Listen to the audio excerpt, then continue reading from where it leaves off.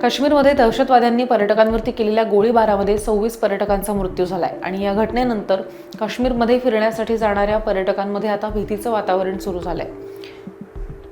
जे काश्मीरमध्ये आहेत ते तिथनं काढता पाय घेत आहेत, तर ज्यांना जायचं होतं त्यांनी बुकिंग केलेल्या होत्या त्या नागरिकांनी आता बुकिंग कॅन्सल करण्यासाठी ट्रॅव्हल एजन्सीला फोन करायला सुरुवात केली आहे। काश्मीरचंच नव्हे तर काश्मीरच्या आजूबाजूला असलेलं लडाख, गुलबर्ग या भागात सुद्धा जाण्यासाठी गेलेल्या नागरिकांनी भीतीपोटी बुकिंग्स रद्द केल्या आहेत। याबाबत देशपांडे ट्रॅव्हल्सचे प्रथमेश देशपांडे यांनी सांगितलं की कलम 317 हटवल्यानंतर काश्मीर आणि आजूबाजूच्या परिसरामध्ये जाण्यासाठी पर्यटन वाढलेलं होतं। सुट्ट्यांमध्ये 600 ते 700 बुकिंग झालेले होते, पण दहशतवाद्यांनी हल्ला केल्याची घटना घडल्यानंतर नागरिक घाबरलेत। काश्मीरची बुकिंग रद्द करण्यासाठी आम्हाला दिवसभर फोन्स येत आहेत। अगदीच हल्ला होण्याच्या आदल्या दिवशी सुद्धा बुकिंगसाठी फोन्स येत होते, पण या घटनेनंतर मात्र नागरिकांमध्ये प्रचंड भीतीचं वातावरण पसरलंय। सरकारनं पर्यटनाच्या ठिकाणी सुरक्षा वाढवावी, लोकांना विश्वास द्यावा अशी मागणी करण्यात येते।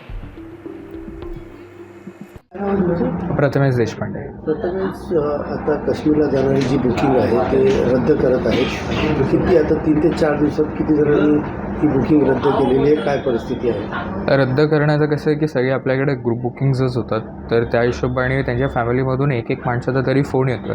काही लोकांनी अजूनही आशा धरली आहे की त्यांचे नंतरचे तारखा आहेत, महिन्याच्या शेवटच्या काही तारखा आहेत, तर त्या लोकांचे अजून फोन नाही आलेले आहेत। पण येणाऱ्या महिन्याच्या म्हणजे मे महिन्याच्या जे सुरुवातीच्या तारखा आहेत त्या लोकांचे कॅन्सलेशनसाठी कॉल नक्कीच येतात, कारण प्रत्येक ग्रुपमध्ये आमचे कमीत कमी 50 ते 60 लोकांचा एक ग्रुप असतो। त्यामधून अजून तरी काही लोकांचे फोन यायला आता सुरू झालेले आहेत।